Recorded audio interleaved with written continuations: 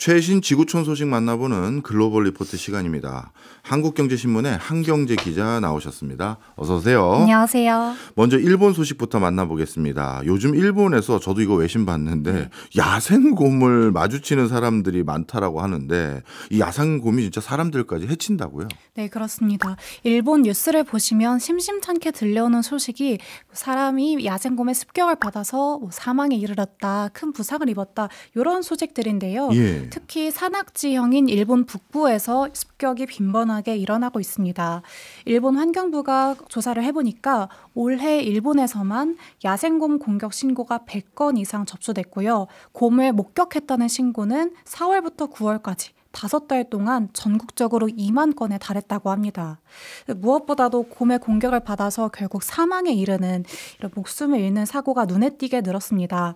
올해만 13분이나 돌아가셨다고 해요. 네. 이게 역대 최고치였던 게 2023년 6명이었거든요. 그럼 단순하게 계산하면 2년 만에 2배 이상 늘어난 거죠. 네. 사망 사고가 대부분 아키타현이나 이와테현 같은 북부에서 일어났는데 그중에서도 주거 지역에서 발생했다는 특징이 있습니다. 그러니까 피해자들이 산속에서 곰을 우연히 마주친 게 아니라는 거죠. 그냥 내가 살고 있는 동네에서 마주친 거네요. 네, 그렇습니다. 곰이 들어온 거예요. 예. 그래서 야생곰들은 슈퍼마켓 안에서 손님들을 공격하거나 뭐 정류장에서 버스를 기다리던 관광객들을 덮치기도 했습니다. 곰들이 선제 공격을 한 건데요. 심지어 이제 곰이 학교 운동장을 어슬렁거리는 모습이 포착되기도 하면서 이야. 일부 학교는 휴교령을 받기도 했어요. 예. 그래서 곰이 우연하게 그저 자기 영역에서 서식하다가 인간에 만난 게 아니라 의도적으로 인간에게 접근했다는 점에서 일본 사회가 불안에 떨고 있습니다. 네. 예전에 어떤 유튜브 채널 봤더니 곰하고 다른 맹수가 싸우면 곰이 이길 정도로 곰이 네. 공격력이 막강하다고 그러던데 이거 생활 공간에서 마주치면 우리 인간이 어떻게 할 도리가 없을 것 같거든요. 근데 이 곰이 왜 우리 인간의 생활권까지 내려오는 겁니까? 가장 큰 원인으로는 곰들도 먹이가 부족해져서 찾다 보니까 예. 뭔가 먹을 걸 찾다 보니까 민가까지 내려왔습니다. 곰이 주로 먹는 게 열매류예요. 뭐 도토리나 너도밤나무 열매를 주로 먹고 사는데 이제 겨울잠을 자야 하는 이 시기에는 곰이 집중적으로 먹이를 찾아 나서죠. 네. 그런데 지난 여름 생각해 보시면 세계적으로 폭염이 굉장히 심했잖아요. 그 여파로 일본에서도 열매류의 작황이 굉장히 나빴습니다. 그래서 먹을거리가 부족해진 곰들이 민가까지 내려와서 뭐 감이나 밤 같은 열매를 노린 겁니다. 그런데 기후변화 때문에 앞으로도 매년 여름이 사상 최고로 더운 여름이 될 것이다라는 걸 생각해보면 곰의 먹이는 갈수록 부족해질 거고 네. 민가 출몰 역시 더 잦아지겠죠. 그리고 봄은 보통 11월 하순부터 겨울잠에 들어가는데 이렇게 온난한 겨울이 이어지면 곰이 동면에 들지 못하고 한겨울에도 출몰할 가능성이 높다고 합니다. 그리고 두 번째 원인으로는 사람들의 수가 줄어든 것, 인구 감소가 있습니다. 네. 그러니까 곰은 원래 경계심이 굉장히 강한 동물이라서요. 뭐 시끄럽거나 사람들이 몰려 사는 도시에는 그다지 많이 나타나지 않습니다. 네. 만약에 실수로 민가로 내려왔다고 하더라도 사람들을 피해서 다시 곧장 자기 서식지로 돌아가는 모습이었는데요. 이제 일본의 인구 구조가 변화하면서 곰의 성향도 같이 바뀌었다고 합니다. 예. 옛날에는 일본의 사토야마라는 완충지대가 있었다고 해요. 예. 그러니까 여기가 어떤 특정한 구역은 아니고 그냥 산속과 도시 사이에 존재하는 공간인데 예. 이 영역이 있어준 덕분에 곰과 사람의 생활권이 자연스럽게 구분되는 효과가 있었습니다. 예. 그런데 아시다시피 일본에서 특히 지방에서 인구가 많이 감소하고 있잖아요. 그러니까 농업이나 임업에 종사하던 사람들이 마을을 떠나버리니까 오히려 곰의 서식지는 확대되고 개체수도 늘어나는 부작용이 생겼습니다. 네. 그래서 뭐 몸무게가 한 400kg 나가는 홋카이도의 갈색곰의 개체수를 한번 집계해봤더니 네. 1990년대에는 5,000마리밖에 없었대요. 네. 그런데 2020년에는 11,700마리로 증가했습니다. 11,700마리요? 네. 와. 그러니까 곰의 입장에서는 도시가 활력을 잃었네? 사람들이 없네? 인기척이 사라졌네? 하니까 경계선을 이제 사토야마가 아니라 민가 근처로 점점 더 확대하는 거죠. 네.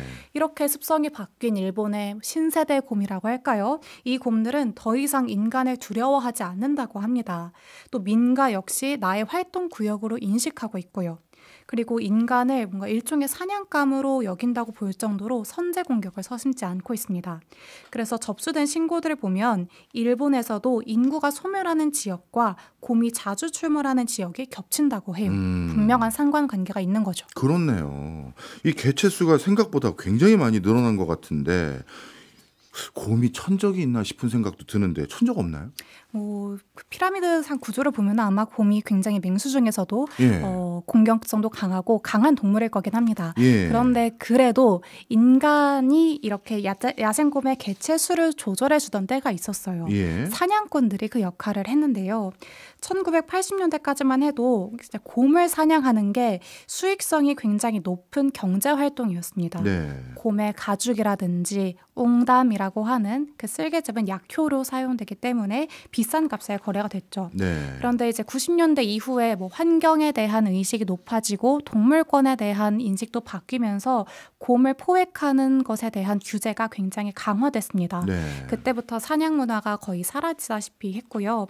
그래서 1975년 기준으로 사냥 면허를 발급받은 사람이 한 50만 명 정도 됐다고 하는데 2020년에는 22만 명 정도로 절반 이상 줄었습니다. 근데 그마저도 전체의 3분의 2 정도는 60세 이상의 고령 인구라고 합니다. 네. 그래서 다시 곰이 출몰을 하니까 과거의 곰의 천적이었던 이 사냥꾼들에게 다시 총을 쥐어주면서 곰 개체 수를 조절하면 되지 않을까라는 생각도 있지만 예. 이미 사냥꾼들이 나이가 들어버렸잖아요. 그래서 의지도 능력도 예전 전성기만큼은 못하다고 합니다. 사냥이라는 것이 뭐 단순히 총만 잘 쏜다고 되는 게 아니라 매일 곰이 다니는 길목에 덫을 설치해야 하고 또 곰의 습격을 받을 목숨을 잃을 위험까지도 감수를 해야 하는데 돈이 그렇게 많이 되진 않는다고 해요. 예. 그래서 총기 사용과 보관에 따른 비용도 당연히 들고요. 예. 그래서 만약에 이제라도 정부가 나서서 사냥꾼을 육성해볼까 하는 고민도 당연히 있었는데 전문 인력으로 육성하려면 몇 년이라는 시간이 소요된다고 합니다. 네. 이제 곰의 발자국과 배설물을 분석해서 곰의 행동 패턴을 읽을 줄 아는 수준이 되어야 그나마 전문 사냥꾼의 역할을 할 수가 있다고 해요. 네. 말씀 듣고 보니까 그나마 곰의 천적 역할을 했던 게 그나마 사냥꾼이었는데 이 숫자도 일본이 계속해서 고령화되면 더 줄 것 같은데 이거 뭐 손쓸 방법이 없을까요? 그래서 일본 정부가 최근에 군대를 파견했어요. 군대. 육상 자위대를 파견해서 곰의 공격을 막아보기로 했습니다. 예. 그런데 군인들이 사냥과 관련된 훈련을 받진 않았잖아요. 예. 그렇다는 점에서 얼마나 효과적일지는 의문이 남고요. 또 정부가 지자체가 사냥 면허와 구제 기술을 갖춘 인력을 공무원으로 직접 고용할 수 있도록 어떤 교부금을 신설했는데 총이 있더라도 전문 기술이 있어야 곰을 사살할 수가 있으니까 충분한 처우를 해주고 이제 사냥꾼들을 공무원으로 채용하자 이런 생각이었어요. 네. 그리고 지난해 9월에는 도심 지역에서도 곰을 사냥할 수 있게끔 총기 규제를 완화했습니다. 예. 또 인공지능이나 드론을 통해서 곰 출몰을 탐지하기도 한다고 해요. 근데 아마 40년 전에 그 곰 사냥이 활발했을 때만 하더라도 이제 곰이 인간의 영역을 침범하리라는 생각은 아마 하지 못했겠죠. 그랬겠죠. 하지만 인구 구조가 변화하고 기후 변화까지 맞물리면서 아슬아슬하게 유지됐던 곰과 인간의 공생 균형이 깨져버렸습니다. 네. 근본적으로 곰의 먹이가 왜 부족해졌느냐를 생각해보면 이번에도 결국 인간이 그 원인을 제공한 게 아닐까 싶습니다. 네. 말씀 듣고 보니까 곰이 더 번식하고 하는 게 무조건 좋은 일만도 아니고 또 자연 환경이 복원됐다 이렇게 볼 수도 없는 그런 요인들도 있었네요. 알겠습니다. 다음 소식입니다. 미국 뉴욕에서 최연소이자 최초의 무슬림계 시장이 당선되면서 요즘 화제가 되고 있는데 특히 이번 뉴욕시 선거를 계기로 탈유혹 움직임까지 일고 있다. 이건 무슨 소식인가요? 네, 지난 4일 치러진 미국 뉴욕시장 선거에서 34살의 진보 정치인인 조람 맘다니가 당선됐습니다. 이 인물은 올해 초까지만 해도 사실 무명의 정치인에 가까웠는데 네. 6월에 거물 정치인인 앤드루 쿠오모 전 뉴욕 주지사를 꺾고 민주당 후보로 선출됐어요. 맘다니 후보가 주장했던 게 뭐냐면 법인 세율과 최저임금을 올리겠다. 고소득자에게는 추가로 과세하겠다. 이런 식으로 부유층에 좀 불리한 정책을 공약으로 내세웠죠. 예. 그러다 보니까 맘 단위의 승리가 확실해지니 뉴욕 상류층에는 패배감이 감돌았다. 이런 보도까지 나오고 있을 정도로 월가가 긴장하고 있다고 합니다. 네. 특히 금융업계의 반발이 굉장히 거센데요. 일부 사람들은 맘 단위가 다 망쳤다. 사회주의자가 뉴욕 시장에 당선됐다라고 공개 비판하는 등 분통을 터뜨렸습니다. 네. 실제로 기업의 탈뉴욕 움직임도 나타나고 있는데 일부 기업들은 뭐 댈러스나 내슈빌, 템파 이런 남부 도시들로 인력을 옮기는 방안을 검토하고 있다고 해요. 예. 왜냐하면 남부 지역은 세금도 낮고 물가도 저렴해서 기업이 새로 둥지를 틀기에 굉장히 적합한 환경입니다. 뉴욕이라는 곳이 세계적인 부호들 또 고소득자들이 많이 사는 동네이다 보니까 이렇게 세금 문제에 대해서 특히 민감할 것 같긴 한데 이런 상황에서 오히려 남부 도시들은 맘단위 당선을 좋아할 것 같은데요. 네, 그렇습니다. 특히 뭐 뉴욕 남부 도시에 뭐 부동산을 많이 갖고 있는 사람들은 오히려 맘 단위의 당선에 바랐을 수도 있어요. 그러니까 각종 여론조사에서 이제 맘 단위 후보가 우세하다 이런 결과가 나오니까 부자들이 남부 쪽으로 이동하겠구나. 특히 플로리다로 많이 이주할 것이다. 이런 소문이 퍼졌습니다. 예. 그래서 플로리다 부동산 업계는 이걸 맘 단위 효과라고 부르면서 환영했는데요. 맘 단위 후보가 증세를 통해서 복지 지출을 늘리겠다고 했으니 네. 기업과 고소득층이 뉴욕을 떠날 수밖에 없지 않을까 이런 예상이었습니다. 특히 뉴욕은 기업의 세금 부담이 굉장히 큰 도시인데요. 기업에 부과하는 법인세를 보면 연방세와 주세 그리고 도시세가 모두 붙는 3중 과세 구조입니다. 네. 여기서 뉴욕주의 법인세율이 현재 7.25%인데 뉴욕시가 부과하는 도시 세금과 대중교통 재원을 위한 트랜sit 서차지까지 더해지면 일부 기업은 실효세율이 18%까지 올라간다고 해요. 네. 근데 맘 단위 후보가 이 주 법인세율을 11.5%까지 올린다고 했거든요. 예. 그러면 합치면 30% 정도까지도 내야 되는 상황이 올 수가 있는 거죠. 예. 반면 플로리다는 상황이 완전히 다른데요. 법인세가 5.5%로 낮고요. 예. 개인의 소득세 없습니다. 상속세도 없습니다. 그래서 대표적인 뉴욕 토박이 현 대통령인 트럼프 대통령이 2019년 뉴욕시를 떠나요. 네. 그리고 플로리다로 주소지를 옮겼습니다. 네. 그 역시 세금 때문이었다고 해요. 그리고 플로리다는 아시다시피 기후도 굉장히 온화하잖아요. 예. 그래서 선샤인 스테이트라는 별칭까지 있을 정도입니다. 그러니까 세금도 낮고 여러분들이 생활하기 아주 좋은 환경이다라는 걸 플로리다는 강조를 하고 있어요. 네. 이 밖에 이제 남미의 부유층들도 플로리다로 많이 이주하고 있는데 남미에서 좌파 정권을 피해서 이제 가까운 미국 남부 플로리다로 이주하면서 현재 플로리다는 오히려 이제 남부임에도 공화당 성격이 짙어졌다 이런 분석도 있더라고요. 네. 맘 단위의 계획은 세금을 더 부과해서 양극화도 좀 해소하고 저소득층을 지원하겠다라는 생각일 것 같은데 만약에 지금 분위기가 실제로 계속 이어진다면 뉴욕 대탈출로 인해서 오히려 뉴욕의 재정이 어려워질 것 같은 생각도 드는데 어떻습니까? 네, 그렇습니다. 결국 세금은 고소득자에서 나오는 거잖아요. 네. 그런데 세금을 내줄 큰 손들이 이렇게 사라지다 보면 뉴욕시의 재원이 부족해지고 결국 뉴욕시의 지위가 흔들리는 것이 아니냐 이런 우려도 당연히 있습니다. 예. 금융산업이 전통적으로 뉴욕을 기반으로 성장해왔는데 뉴욕에서 금융산업이 이탈하면서 세수 기반이 약해지고 있다는 분석이 나와요. 그래서 뉴욕시에서 돈을 많이 버는 산업, 금융과 보험업 종사자 비중이 얼마나 되나 살펴봤더니 1990년에는 11.5%였는데 올해는 7.7%로 축소됐다고 합니다. 예. 또 여기에 유통이나 패션 기업들도 이 탈출 행렬에 가담하고 있어요. 뉴욕 럭셔리 쇼핑의 상징인 백화점 그리고 뉴욕 스타일을 대표하는 브랜드들조차 뉴욕 본사의 핵심 기능을 줄이고 예. 뭐 온라인 운영이나 기술센터 이런 비즈니스는 남부 지역으로 이전하고 있는 흐름이 보입니다. 물론 뭐 뉴욕 5번가에 뭐 티파니나 프라다나 구찌 이런 유명 브랜드의 플래그십 매장은 여전히 남아있지만 네. 정작 비용을 잘 관리해야 하는 핵심 비즈니스 오피스는 뉴욕을 떠나는 게 맞다. 이런 분위기가 퍼지고 있는 거죠. 회사가 떠나면 결국 사람도 떠나는 거 아닌가요? 그렇습니다. 그래서 인재들 역시 뉴욕이 아닌 다른 도시들의 둥지를 틀고 있습니다. 뉴욕 대도시권에서 학사 학위 이상을 보유한 인구는 2010년 대비로 30% 정도 늘었는데요. 2010년보다 늘어난 거면 좋은 거 아닌가라고 볼 수 있겠습니다만 같은 기간에 마이애미나 댈러스에서는 60% 이상 증가했다고 합니다. 네.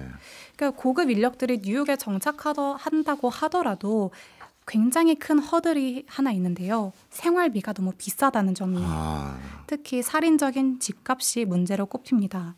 뉴욕 월세가 중간값이 한 3,600달러 정도라고 합니다. 한화로 522만 원 정도인데 이게 미국 주요 도시 평균의 2배에 달한다고 해요. 만약 뉴욕에서 원룸 월세를 내 소득의 30% 이하 정도로 난 잡고 싶다라고 한다면 연소득이 2억 원은 넘어야 한다고 합니다. 그래야 이제 집값을 제외하고 나머지 70%로 생활할 수가 있는 상황인 거죠. 부유층들도 상황이 이럴진데 저소득층의 상황이 더 심각해서 월세가 수입의 절반 이상을 차지하고 있다고 합니다. 진짜 그렇겠네요. 그리고 이제 부대 비용들, 자동차 보험료나 보육시설 사용료 역시 50개 주 가운데 압도적으로 비싸다고 해요. 이제 그동안 뉴욕이 어떻게 주를 운영했느냐를 살펴보면 고소득 산업을 유치해서 세수 기반을 넓혀왔잖아요. 뉴욕주의 1인당 복지 및 교육 지출은 2022년 기준으로 텍사스보다 72% 많았고 플로리다주보다는 130%나 많았습니다. 하지만 이 전략이 더 이상 통하지 않는 시점이 왔어요. 앞서 말했듯이 부유층은 세금을 피해서 떠나고 있으니까요. 뉴욕의 백만장자 비중은 실제로 2010년 12.7%에서 2022년 8.7%로 떨어졌습니다. 그러다 보니까 이 기간 세수 손실이 18조 원에 달했다고 합니다. 이제 뉴욕에는 어떤 일자리들이 남았느냐. 주로 저임금 위주로 채워지고 있다고 해요. 2019년 이후에 뉴욕에서 일자리가 27만 개 정도 새로 생겼는데 그중에 90% 이상이 보건이나 사회복지 분야, 그러니까 상대적으로 임금이 높지 않은 분야였다고 합니다. 그리고 뉴욕시의 민간 실질임금은 2020년 이후 9% 하락했고요. 그러니까 결국 임금 상승률은 오히려 낮아졌고 물가는 올랐으니 뉴욕에 사는 사람들의 생활 여건은 더더욱 안 좋아지고 있는 거죠. 그런데 맘다니 후보는 임대료도 동결해주겠다, 무상버스 운영해주겠다, 무상보육을 제공해주겠다 이러한 공약을 내세우고 있으니 과연 그가 이러한 복지 정책을 어떤 재원으로 실현할 것인지에 대한 의문이 남습니다. 정말 흥미롭네요. 뉴욕에서 일어나는 일 때문에 이거 플로리다에 변화가 생기는 요인이 생긴다. 플로리다는 기분 좋겠는데요? 그렇죠. 그런데 플로리다의 부동산 화랑이 앞으로도 계속될 것이다라고 단정짓기는 어려운 상황입니다. 그래요? 왜냐하면 이미 플로리다에 부유층이 몰리고 있다 보니까 그 플로리다에 원래 살고 있던 원거주민들 역시 주거비 급등으로 시름시름 앓고 있거든요. 특히 중산층과 서민층, 실제로 노동을 해서 소득을 벌어들이는 사람들의 주택이 많이 부족하다고 합니다. 부유층 중심으로 부동산 시장이 지나치게 커지다 보니까 이들이 감당할 수 없는 수준까지 부동산 가격이 오른 거예요. 그리고 최근에는 미국의 비자 발급이 좀 까다로워졌잖아요. 그래서 남미 부유층들도 플로리다로 많이 이주하지는 못하는 상황이라고 해요. 그래서 이 플로리다의 부동산 업자들이 기대했던 맘다니 효과가 다소 과장된 측면이 있다, 이런 시각도 있더라고요. 감정적으로는 당연히 부유층들이 이제 세금을 피해서 다른 도시로 이주하고 싶다라는 마음이 들 수는 있어도 이게 실질적인 행동으로 옮겨져서 대탈출로 이어질 가능성은 낮다는 거죠. 하지만 주목해야 될 것은 그동안 뉴욕의 매력이었던 뉴욕의 매력들이 뭔가 구조적으로 이제 약해지고 있다라는 점인데요. 아까 말씀드렸듯이 인구도 이동하고 기업도 이주를 하고 있습니다. 그래서 뉴욕이 오랫동안 세계의 수도로 군림해 온 만큼 쉽게 무너지진 않겠지만요. 이런 인구와 기업의 이동은 분명히 경계해야 될 포인트라고 생각합니다. 제 기억으로 영국에서도 비슷한 일이 한번 있었는데요. 그때 부자들이 결국 주소지, 법적 주소지는 외부로 돌려놓고 네. 호텔에서 그냥 살아버리더라고요. 맞습니다. 아마 이번에도 뉴욕에서도 적지 않은 변화가 또 일어날 것 같습니다. 짧게 하나만 더 보죠. 우리 영국 드라마 보면 법정씬 특히 보면 법관들이 하얀 가발 쓰고 나오는 어떤 전통적인 모습을 유지하고 있는 걸 많이 보게 되는데 이제 이 가발 착용 문화가 없어진다고요? 네, 그렇습니다. 그 가발 착용 문화가 굉장히 우리 시각에서는 신선하고 재밌는데 일부에서는 뭐 아마데우스를 찍는 중이냐라고 이제 오해할 정도로 예. 여전히 현대 사회에서도 가발을 다 쓰고 나오십니다. 그런데 영국 법정에서 판사와 변호사가 하얀 곱슬머리 가발을 착용하는 문화가 지난 300년 동안 이어져 온 아주 유구한 전통이었어요. 예. 그런데 법조계가 이 문화를 손보기로 했다고 합니다. 법정에서 가발을 처음 쓰기 시작한 때가 17세기 말 무렵이거든요. 이 가발, 하얀 가발이 프랑스 루이 14세 시대 때 유행했던 귀족 패션 중에 하나였어요. 네. 귀족들이 평민과 자신을 구분하기 위해서 일부러 하얀색 가발을 착용한 건데요. 탈모를 가려보려는 그런 의도도 있었다고 합니다. 네. 그래서 이 문화가 1660년대 찰스 2세 집권 시절에 영국의 법조계로도 전파가 됐어요. 네. 그래서 영국 법정에서 가발은 뭐 단순히 외모를 치장한다라는 의미는 아니고요. 법관이 어떠한 개인이 아니라 법의 대리인 역할을 한다는 점을 상징합니다. 그래서 가발 착용을 유지해야 된다라고 주장하는 측은 가발이 중립성과 익명성을 보장해 준다는 점을 굉장히 호소하는데요.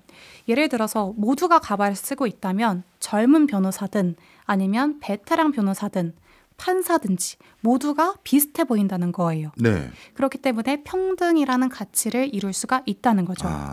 그리고 최근에 법조인에 대한 그 신변 위협이 높아지면서 법정에서 가발을 착용한 덕분에 내가 이 가발을 벗고 밖으로 나섰을 때도 뭔가 원한에 따른 공격에서 좀 자유로울 수 있다. 사람들이 내가 누군지 알아보지 못한다는 사실에 안도하기도 한다고 합니다. 네. 말씀 듣고 보니까 그냥 문화라서 지키는 게 아니라 장점도 나름 있는 것 같은데 그런데 유구한 전통 지켰던 이 문화를 왜 없애기로 한 겁니까? 불편하기 때문입니다. 가발이 이제 말의 털로 제작이 되는데 수작업으로 만들어진다고 해요. 그래서 제작 기간만 몇 주씩이나 걸리고요. 최고급 제품은 뭐 $800 이상도 값이 나간다고 합니다. 영국에는 이제 1689년부터 이 말총 가발을 만들어 온 업체가 아직도 영업 중일 만큼 성업을 하고 있어요. 그런데 막상 가발을 착용해 보니까 무겁고 오랫동안 쓰면 덥고 유지비도 많이 드는 거예요. 네. 당연히 이제 편의성과 실용성을 중시하는 영국의 젊은 법조인들 중심으로 불만이 확대됐습니다. 무엇보다 영국 법조계 역시 인종 구성과 성별 구성이 다양해지고 있잖아요.